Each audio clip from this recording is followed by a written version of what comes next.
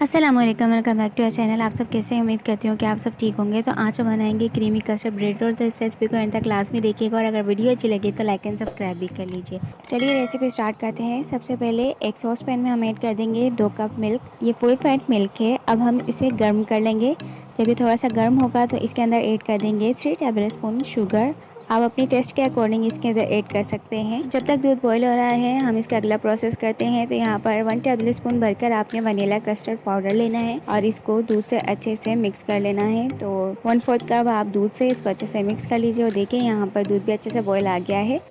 अब हम इसमें कस्टर्ड मिक्सचर डालते जाएंगे और चम्मच चलाते जाएंगे। हमें इसे बहुत ज़्यादा गाढ़ा नहीं करना है। 2 से 3 मिनट हमने इसको पकाना है और बिल्कुल इसकी यही कंसिस्टेंसी होनी चाहिए। ये परफेक्ट है। अब एक बाउल में हाफ कप क्रीम ऐड कर देंगे और इसके बाद इसके अंदर ऐड करेंगे 3 table spoon condense milk. Condense milk की रेसिपी आपको मैं डिस्क्रिप्शन बॉक्स में मिल जाएगी, काइंडली वहाँ चेक कर लीजिएगा। 2 ड्रॉप्स इसके अंदर वनीला एसेंस ऐड करने के बाद इसको अच्छे से बीट करना है ताकि इसका वॉल्यूम थोड़ा सा बढ़ जाए। क्रीम को अच्छे से बीट कर लेंगे। आप हैंड विस्क की मदद से भी इसे बीट कर सकते हैं।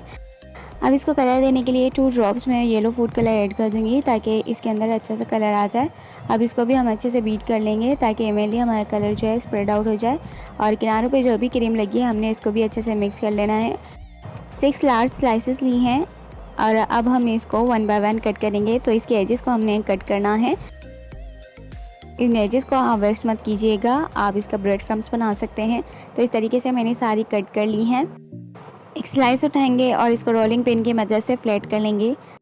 जब आपको ब्रेड रोल बनाने हो ना तो आप एक दिन पहले ब्रेड मंगा लीजिए, फिर दूसरे दिन बनाइए। तो यहाँ पर इस तरीके से मैंने इसको फ्लैट किया है और सारी फ्लैट करने के बाद इसके ऊपर आप क्रीम ऐड कर देंगे जो हमने प्रिपेयर करके रखी थी और क्रीम को हमने अच्छे से स्प्रेड करना है। आपने क्रीम से पूरे ब्रेड को कवर कर लेना है। बिल्कुल आपने इसकी एजेस को भी नहीं छोड़ना, बिल्कुल अच्छे से आपने इसको स्प्रेड करना है और बिल्कुल पतली सी लेयर लगा सकें तो पतली लगा लें, आपको ज़्यादा पसंद है तो ज़्यादा लगा लें।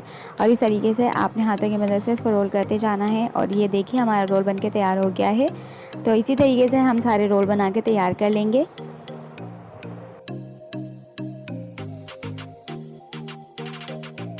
तो लीजिए लास्ट वाला भी हमारा रोल बनके तैयार है। अब हम इसे डिश में निकाल लेंगे।